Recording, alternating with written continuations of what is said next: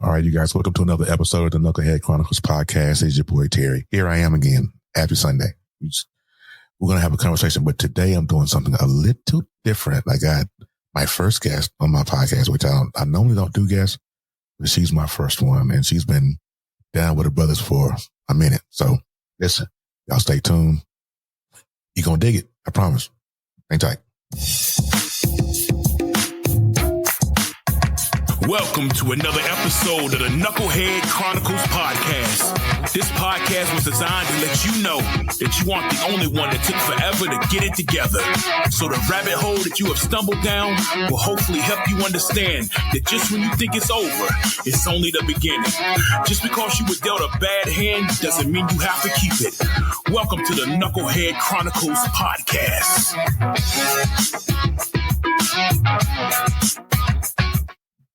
All right, and welcome back to another episode.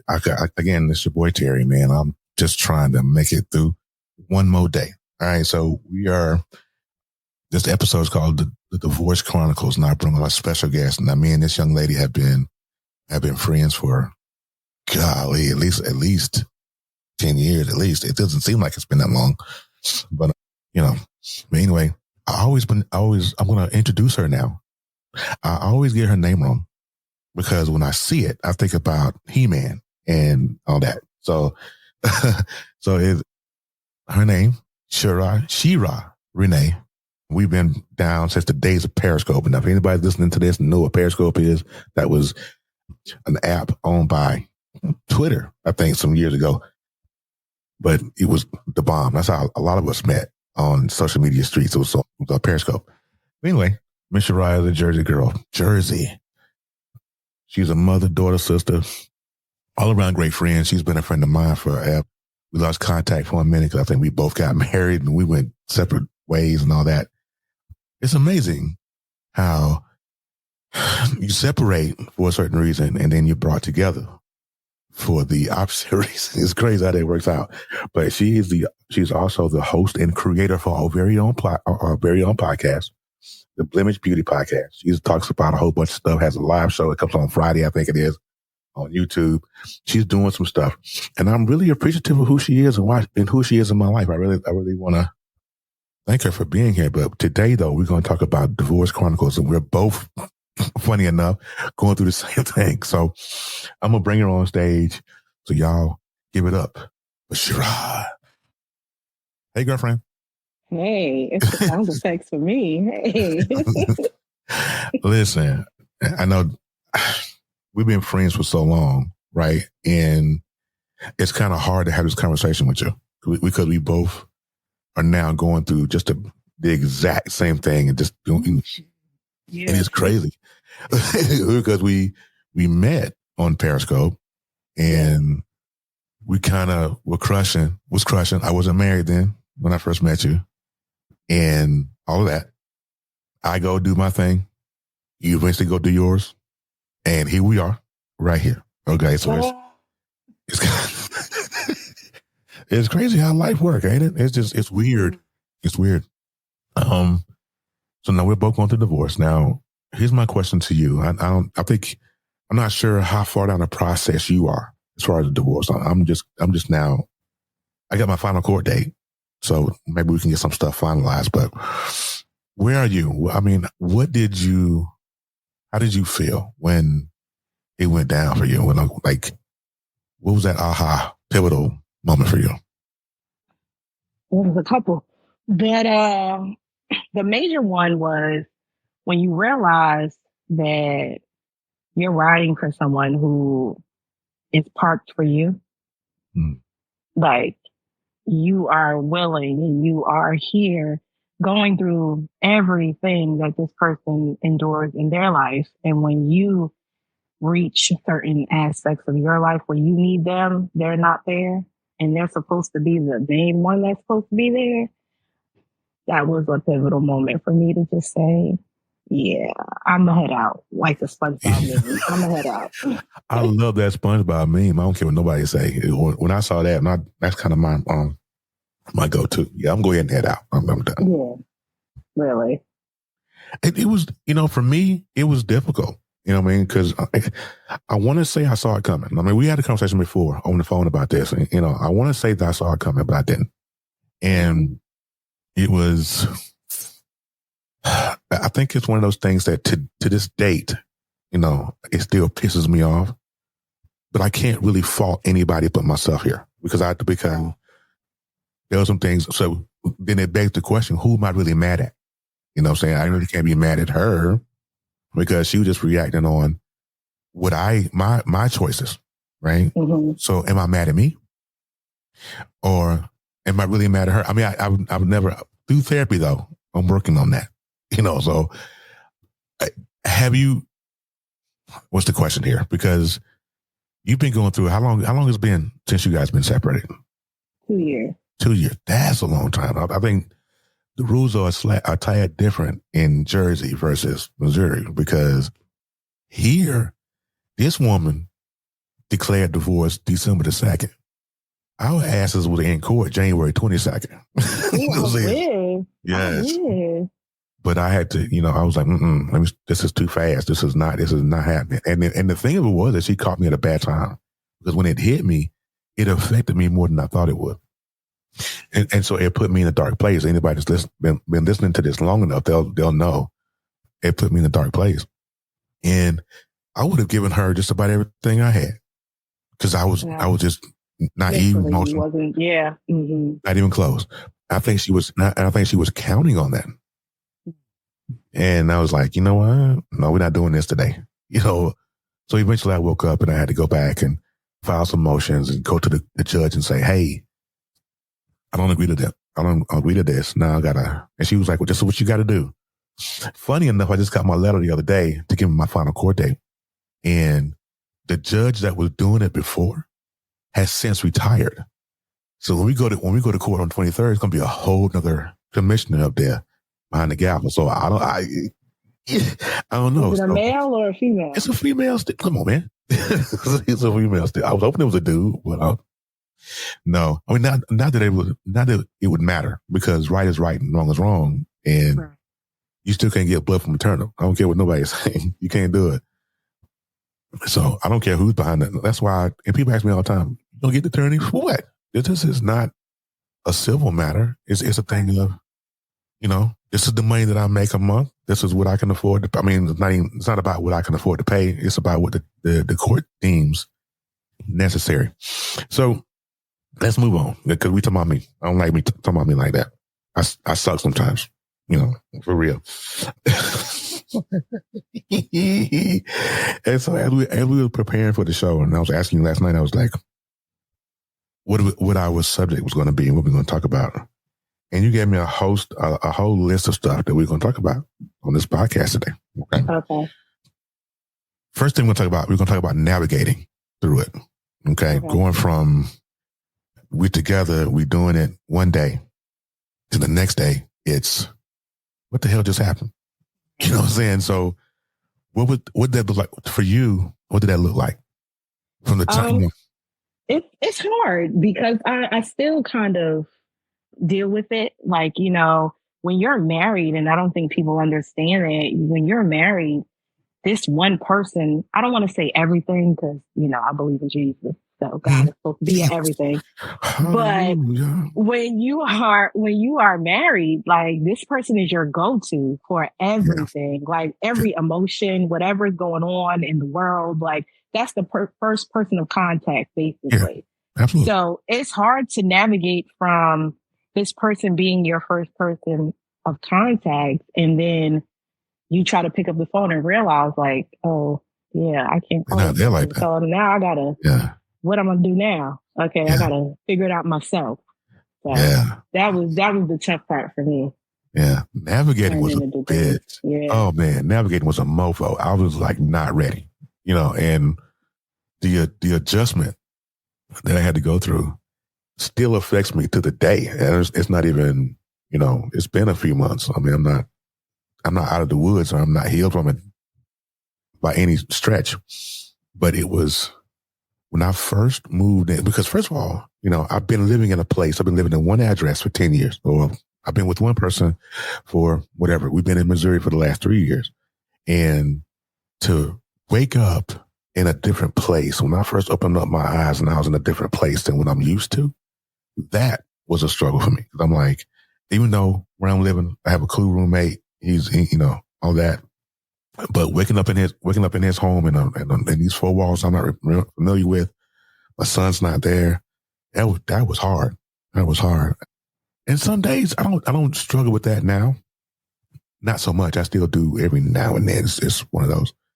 But I was just amazed at how quickly things change and turn, and you have to adjust on the fly. I mean, it's not like you can't prepare for it. It's just, right. You just got to move. And it's like, okay, I'm learning how to move on the fly because I didn't know how to do it before because I've always had someone else to do it. I had someone, to hold my hand, but now it's just me, and it's like, okay, it'll change the game up. So, SheRa, are you seeking any kind of therapy behind this? I've done life coaching. That was first. Okay. And kind of to just get me, a frame of where I wanted to be and what I wanted to do. And that kind of helped me recenter myself, right? Mm-hmm. And then give me that affirmation and the confidence that I needed to push forward. And then after that, that's when I did the therapy. So I definitely took advantage of therapy. Mm. Do you think, be it that I did a podcast episode the other day, and I was saying about, I think it was called Delete the Number. That was the name of the episode. And I said, it's amazing how after something as tragic as going through a divorce makes you who you are. Like you go through all that and you found yourself after this. You tap into your strength. And I'm like, okay. Now, I remember a time when on Periscope, I couldn't get you on camera. I couldn't get you on camera. I couldn't get you to say nothing. I couldn't get you to do nothing. But now, you every darn well. Like I'm trying. I'm trying to be busy. And I'm like, okay, see, and that when I said that line in that episode, I thought about you. That was the reason why I said it. Because I was there because when you tie yourself to someone, you lose yourself. You literally lose yourself in people, and that's what happened with mine. Is that when I was doing this podcasting thing, and then she really wasn't supporting it like that, I kind of went, okay, let me let it go. And then I lost myself in it. But I know that being behind the mic is what makes me happy, right? Right. But I look at you, and you're kind of what's the word up here? I don't want to blow your head up, but what? I don't want to blow your head up. I don't want to be like, I'll be talking, you say something crazy, and I gotta be like, hey, bro, come on now, dog. Come on, man. So I don't want to do that. So I just want to. It's the sound effects. They queued up. I love it. Okay. So yeah, grateful for you and your growth in this, because you could have bowed out easy, and I could have bowed out easy, but now it's like, we got this. We're gonna fight it. We're gonna fight right on through. All right. So moving on here. I suck. Moving on here. Okay. Let's get into co-parenting. Okay. Let's get into co-parenting. See, that's the reason why the editing is going to be important. Because I'm going to go in here and delete all that. Co-parenting. I'm struggling in this area. I don't know about you. Because you guys have, how's Nasir now? He's 4. My son, he just turned 7 yesterday. But I had him last weekend, so I celebrated his birthday last weekend. Mm-hmm. So what does that look like between you and your ex, the co-parenting? How far are you guys from each other? That's probably another thing. We're in 2 different cities. Well, yeah, we're in 2 different cities. So it's not far, maybe like a bus ride or 2 from each other. So co-parenting has been good. At first, it wasn't. But now we have navigated to the point where we kind of work together, specifically because my job is flexible, like the scheduling. Uh-huh. So that's one of the things that was hard to navigate with as well, because when you're married, you automatically have one household. So if I have to work, my baby's already in the house with someone. So Right. now that we're separated, it's like, okay, now I have to make provisions to make sure that he's picked up because I can't do it or whatever the case. And then we have to make provisions for a drop off when he does pick him up because we're not all in the same house. So that was hard at first, but now it's pretty good. He gets him every week, every other weekend. Every other weekend. Yes, every other weekend. And then he picks him up after school for me and then brings him to the house. So it's pretty good. Don't you know I proposed to the court to get my son every other weekend? Don't you know that woman shouted at me and told me I was a crappy man because I want to get my son every weekend? Don't you know that? You wanted him every weekend? No. Oh, I would. she wanted you to have him. I would not. I would love nothing more than to have my son every weekend. But I work too, and my work schedule is wonky. I work at 1 p.m. to 9 p.m. Right? That's my 8-hour schedule. And then because I work in the prison system, we're mandated a couple of days of overtime. And I put this to the court. Hey, if I can get him every other weekend, that'd be great. And don't you know that woman shouted at me and told me, how you ain't even a man. You won't take your son every weekend and this and that. I'm like, I'm sorry you feel that. You gotta have a life too. No. Not according to her. I better not. How dare I have a life? What you mean? I wasn't worth 5 16s in a row. Yeah. I was worth 5 16s in a row. Have him every weekend. Yeah. Me have a life? What's that? What's that? And so co-parenting for us is hard. I mean, I'm glad that you and your ex have a situation or a system to where it works. Mm-hmm. And I think me and mine ex are getting there eventually. We ain't there yet. I think, and the reason why that we can't come to any kind of agreement about anything is because we're still pissed at each other. Right. I really believe it. Maybe I'm wrong here. Help me. But I feel like there will not be any level of okay or any level of agreement until you take the emotion out. Everybody's still pissed. I'm pissed at her. She's pissed at me. We kind of meet. And it's just yeah. And I'm like, we'll never. And she was trying to tell me because she doesn't want to go to court, And I'm like, I don't want to go to court either. But there's no agreement that there's no agreement that you can say out of your mouth that I'm going to agree with. There's nothing I'm going to say out of my mouth that you're going to agree with. So I would let the court do it, And she was like, well, why can't we come to an agreement? Because we're still pissed at each other. Right. You need legal mediation. That's what that is. And I had to come to that agreement. I had to come to that fruition. I mean, that thing in my head going, yeah, I'm not going to, because at first it was a set amount that I had kind of agreed to, but I was in a dark place and I was like, yeah. After I came out and I was like, wait a minute, I can't afford that. Let me go back to the court and say, hey, I can't afford this. Right. That's what we look at this. I pull all my check stubs up and everything. And then she really was mad about that when I first found that motion about, hey, I can't afford that. I can't. Well, yeah, you make this amount of money. Hey, you stop counting my pocket. Stay out of my pockets. You over there. But anyway, I digress. Sometimes, some things she say to me, and I'm thinking to myself going, what are you talking about? You make this amount of money. How you count my pockets from over there? You no longer have access to me. What you mean? Like. Hey, bro, come on now, dog. Come on, man. How did you come into this? I don't understand. Okay, so now we're going last topic, and we're gonna get out of here. The subject of dating after all of this. Ooh. Dating? I mean, it's got to, and the thing with you, SheRa, is that it's a little tougher for you. Not really tougher, but it's what's the word? Because you're saved for real. Like they ain't nobody. I mean, Lord, he said you're saved for real. You saved for real. Like it's not gonna be no, come through homeboy. It's not like that, right? So what does dating look like? What do you think is for you? Yeah.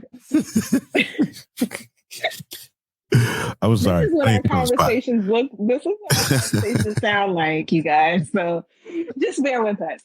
But yeah, no, dating is it's interesting because so much has changed, and we've been out of the loop for over 5 years. And I think crazy, man. I think that's when it changes, like a 5-year interval. And what we were used to or accustomed to prior to going into these relationships is no more. Right. So now it's just trying to navigate what is really going on, and is this really something that I want to do? Because y'all crazy. Like, yeah. So the world is crazy. Yeah, it's just a different dynamic. That 90s approach and all, the dating and the courting and the stuff. People don't do that. Yeah. It's Netflix and chilling. And I could do that with my son. I don't need to. No. Right. So have you tried to date since you're split? I've tried, but biblically, you can't really open up a new door without closing. I told y'all, fellas, y'all listening to me. I told you she's saved for real. Ain't no coming. I've learned that because it just wouldn't work, and it doesn't work because it's not supposed to right now. So I've just been focusing on building my brand until that door closes. But when it closed, it's closed. So translation, fellas, ladies and gents, translation is it does not go down in her DMs. I can promise you, don't go in there. No, it does. It really does. It does. Like you would be TikTok, Instagram, Facebook. Yes, but there's no substance. Stop. Listen, fellas, for real. Listen to me. Listen to me real good. It does not go down to her DMs. That's no. And the one thing about her is that, like I said, we've been friends for years, and I can say this to her face, behind her back. It doesn't matter. You ain't coming. You ain't coming half cocked. You better be all the way ready. What's your favorite scripture? Right. So we're not even finna do that up in here today. So fellas, it does not. We're not. You're gonna have people looking at scriptures and be like, all right, they gonna be. What's your favorite scripture? It's Ecclesiastes 3:1. What they say, it's a time for everything. So let's not do that. She's like, no. Ecclesiastes 3:1. There's a time for everything and a season for every activity under the heavens. Yes. That means it going down in the DM. All that. This is for. So how are you? Are you looking to get back into the dating space? Here's my problem is I don't feel like I'm good enough. What do you mean? Elaborate, friend. What do you think like that? I just don't feel like when I tell you that she beat me down to nothing. So I don't I don't feel like I'm good enough. So I try to laugh my way through stuff, or right. But at the end of it, to keep from crying. Yeah, but for the most part, I mean, I want to. I mean, but I know that I'm not ready. You know what I'm saying? But right. I just feel like I'm not. After you're called a thing for so long, you start to believe it after a while. And being called less of a man, being called deadbeat, being called, so I just don't feel like I don't want to waste anybody's time. Right. So, this is not how I was supposed to win. I think this is one of the hardest things to navigate through as well. Because when you've gone through a traumatic marriage where you've had a spouse who has treated you this way, how do you tap back into trusting someone else? And I don't think a lot of people understand marriage is supposed to be the finish line, right? Supposed to be. So what happens now because I done got to the finish line and it's still in work. So how can you assure me that you are really we gonna take this and ride off into the sunset and be happily ever after? Because I had a happily ever after and another happily ever after, and it still didn't work. So are you gonna be number 3, 4, or are we just gonna keep adding names to the list? Or I don't know. You know, I wake up every single morning and all I want to be is okay. And you only can pretend for so long until it hits you. And I try to talk to them, I'm in therapy, like big. And she was like, Terry, you just got to be real with yourself. You just got to be real with whoever you're talking to or whatever. And it's like, the fear of being 100 with somebody. It's like, I did that, you know what I'm saying? And this is where they got me. So that's, I don't know. Am I ready to date? Absolutely not. Do I want to date? Yeah, I do. I want to be wanted too. It's just like, I don't know why, for some reason, people think that men don't want to be wanted or desired just like a woman does. Right. We got the same vibe, the same energy. I want to be wanted. I want to walk into a room and my significant other, my partner is there. She sees me and her eyes light up. And her arms. Yes. I want that. You think I don't want that? Hell yeah, I want that. But you know what it is? I think the problem is who we want it from is not necessarily who we need to get it from. That's true. That is absolutely true. I mean, because people can, fake the funk too. And they go and I'll give him what he wants a little bit just to entice him, And so it's hard to trust people. So how do we trust people? How do we move? How do we get to that level of trust with people after going through this? Yeah. I mean, we gotta look in different spaces, because if you're looking on dating apps and all the things, these people are looking to gain something without knowing who you are to your core. And 9 times out of 10, most people will say, like the ones that are married happily, let's say that word, happily. Yeah, there you go. Yeah. They'll say, my husband was somebody that I wouldn't, or my wife was somebody that I didn't expect. I wasn't looking for him or her. They were my friend. They were in a friend zone. They weren't in like a dating space, because your friend is the one who sees you vulnerable and doesn't judge, So who better to go into a relationship with than someone who has already seen you vulnerable and still accepts you, as opposed to expecting that from a stranger, not knowing if you're going to get that, right? Yeah. Yeah. I mean, it's just really crazy. It really is crazy. This whole situation, I hate divorce, period. And somebody asked me a while back, when this first happened, would you get married again? And I said, no. I would never get married again. But at the same time, never say never. God hasn't. If you ever want to tell God, you ever want to make God laugh, tell him your plan. So I don't know. But it's hard. It's navigating, it's co-parenting, all of this. It's new to me. And I just, again, another episode I did one day at a time. That's all I could do. That's all I got. 24 hours to try to make it make sense. And some days it makes sense. Other days it don't. It really don't. But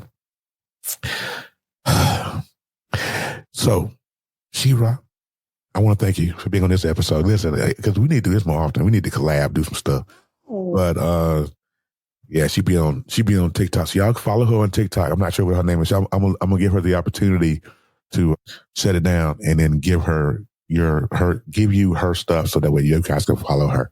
But again, thank you for being here. I know it's early. I know you got to get out here and do some stuff. And so I appreciate you. So in closing, Miss SheRa, give the people your final word and how they can reach you. Okay, you guys can follow the Blemish Beauty Podcast on Apple and Spotify. You can follow me on TikTok at SheRa Renee 510, and also on Instagram and on Facebook. Okay. Now, with that being said, I'm gonna go ahead and get out of here. It has been a pleasure to talk to you guys one more again. That's old school. One more again. Who says that? You telling your age. I know. I'm always saying, one more again. All right. So you guys have a great rest of your day. Have a blessed week. And remember that God loves you, but I love you more. I love you, but God loves you more. Have a great day. We'll see you next time. Oh, not that one. Not that one. Thank you for listening. I hope I didn't fry your brain too bad. Come back through and give me another chance. You can listen on all platforms and visit us at knuckleheadchroniclespodcast.podbean.com. Until next time, in the words of the incomparable Jerry Springer, take care of yourself and each other.